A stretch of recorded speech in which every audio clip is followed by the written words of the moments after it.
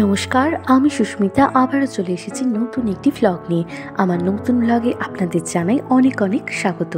তো আজ যেদিনে ভ্লগটি শেয়ার করছি সেদিন দিনটি ছিল রবিবার, আর ওর বাবাও গতকাল রাতেই চলে এসেছে। তো এই যে এখন মেয়েকে কোলে নিয়ে বসে আছে। ওর বাবা ওকে প্রথম নিতে ভীষণ ভয় পেত, ও যেহেতু একটু ছোটই ছিল, তো এখন ধীরে ধীরে কিন্তু নেওয়ার অভ্যাস করে ফেলেছে। আর আজ আবার আমাদের পুরনো বাড়িতে রয়েছে খাওয়ার নিমন্ত্রণ। তো তার জন্য ভেবেছি ওকে আগে তাড়াতাড়ি স্নান করিয়ে দিই। তো তার জন্য আগে ওকে একটু অয়েল ম্যাসাজ করিয়ে দিচ্ছি। তো ও দেখি এখন বেশ অয়েল ম্যাসাজের সময় চুপচাপই থাকে।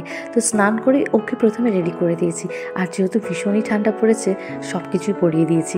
আর এইভাবে বসিয়েই আমি রেডি হচ্ছিলাম, ও দেখেছি বেশ চুপচাপ বসেও ছিল। তো বেলাও অনেকটা হয়ে গিয়েছে, তো আমিও রেডি হয়ে চলে এসেছি খেতে। আর এখানে কিন্তু খাওয়া দাওয়া অলরেডি শুরু হয়ে গিয়েছে। মানে ছোট বাচ্চা থাকলে যা হয়, কোথাও আর টাইমে পৌঁছতে পারি না। আর ওর যেহেতু কাল ছুটি নেই, মানে কাল থেকে স্কুল, তো ভীষণ তাড়াহুড়ো করে খেয়ে বেরিয়ে গিয়েছে। আর এখন আমরা চলে এসেছি সব বোনেরা একসাথে গল্প করার জন্য। আর আমরা না অনেকজন কাজিনস, আর আমরা একসাথে থাকলে ভীষণই মজা হয়, প্রচুর গল্প করি।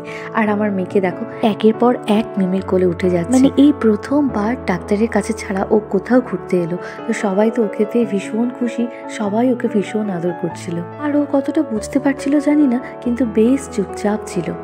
আর আজ যে আমি কত যুগ পর সবার সাথে এইভাবে বসে আড্ডা মারছি, সে আর কি বলবো।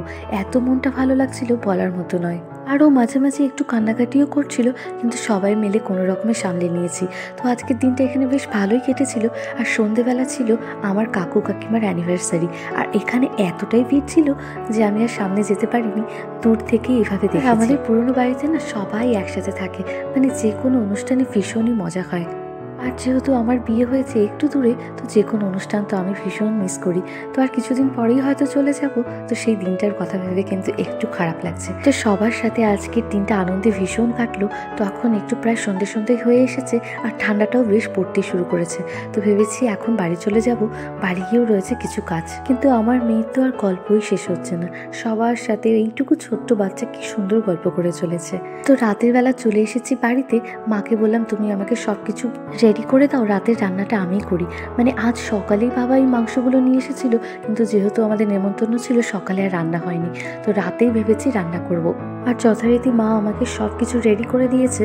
আর আজ না অনেক দিন পর আমি রান্নাঘরে কিছু রান্না করতে এলাম, ভীষণ ভালো লাগছিল। আর বাইরে তো আজ ভীষণই ঠান্ডা, তো ভেবেছিলাম চিকেনটা অন্যরকম করে করব। সবসময় তো একই রকম রান্না হয়, তো আজ বেশ ধনেপাতা দিয়ে কারিয়ান্ডার চিকেন করব। এই রেসিপিটা আমি ইউটিউবে দেখেছিলাম। তাছাড়াও আমার শ্বশুরবাড়িতে না বেশ ধনেপাতা দিয়ে চিকেন হয়, খেতে কিন্তু ভীষণ ভালো লাগে। তো আমিও আজ এই প্রথমবার আমার বাড়ির জন্য ট্রাই করছি। রেসিপি বলতে আলাদা কিছু নয়, যেভাবে চিকেন তৈরি হয় সেইভাবেই, লাস্টে শুধু এইভাবে ধনেপাতাগুলো ছড়িয়ে দিয়েছি। আর আমি যেহেতু একটু ঝাল কম খাই, তাই পুরো রান্নাটাই আমি কাঁচা লঙ্কাতে করেছি। আর এই সময় আমার বেশি ঝাল মশলা খাওয়াটাও ঠিক নয়। ডক্টর আমাকে রেস্ট্রিকশন দেয়নি ঠিকই, কিন্তু বাড়ির বড়রা সবাই বলে এই সময় হালকা পাতলা খাওয়ার খেতে, তাই তাদের কথা মতোই সেই রকমই খাই। আর এই যে আমার পুচকুকে দেখো মাসির কোলে বসে কিরকম আদর খাচ্ছে। আজ যে কি ভয়ঙ্কর ঠান্ডা পড়েছে সে আর কি বলবো। দাঁড়াও জানলাটা খুলে তোমাদের একবার দেখাই। দেখো বাড়ির সামনের লাইটগুলোই দেখা যাচ্ছে না, মানে পুরোটা কুয়াশায় ঢেকে রয়েছে। এখন কিন্তু সেরম রাত হয়নি, খুব বেশি হলে সন্ধ্যে 7টার মতো বাজে। আর তাই ওকে এখন ব্ল্যাঙ্কেটে এইভাবে মুড়ি দিয়ে একদম বসিয়ে দিয়েছি। মানে বাইরেটা এত ঠান্ডা কি বলবো। সময়টা ওদের যতই সাবধানে রাখি না কেন, কি করে যে ঠান্ডা লেগে যায় জানি না। এই কয়েকদিন আগেই ওকে ডাক্তার দেখিয়ে আসলাম, মানে 15 দিন যায় না ওকে ডক্টরের কাছে চেক আপ বাকি রেখে। আর ও এখন একটু একটু করে বড় হচ্ছে, আর এখন না একদম ঘরে বসে থাকতে চায় না, শুধু ঘুরতে চায়। মানে কিছুক্ষণ বসে থাকার পরই ওর মুড অফ হয়ে যায়। আর এখন দেখো একটু বসে বেশ হাসছেও। ওর হাসি মুখটা দেখতে আমার এত ভালো লাগে কি বলবো। শুধু হয়তো আমি না, আমার মতো প্রত্যেকটি মাই হয়তো সন্তানের এই হাসি মুখটা দেখার জন্যই সারাদিন বসে থাকে। তো এখন ওকে খাইয়ে দাইয়ে ঘুম পাড়ানোর চেষ্টা করব। মানে ওকে ঘুম পাড়ানোর তো একটা যুদ্ধ আমার কাছে।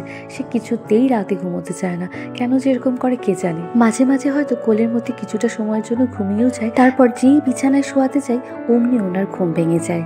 আর তখন তো একদম মাথা পুরো গরম হয়ে যায়। সে আর কিছুতেই বিছানায়ও শুয়ে থাকবে না, কোলেও থাকবে না, তখন ওনাকে নিয়ে ঘুরতে হবে। এই যে কিছু সময়ের জন্য ঘুমিয়েছে, জানি না কতক্ষণ ঘুমোবে। মনে তো আমি নাইট ডিউটির জন্য রেডিও হয়ে নিয়েছি। তো যাই হোক, আমার আজকের ভ্লগটি এখানেই শেষ করছি। তো যদি আমার ভ্লগটি আপনাদের ভালো লেগে থাকে তাহলে please like, comment, share, subscribe করতে ভুলবেন না। দেখা হচ্ছে আমার ছোট্ট সোনার সাথে পরের কোনো ভ্লগে। ততক্ষণের জন্য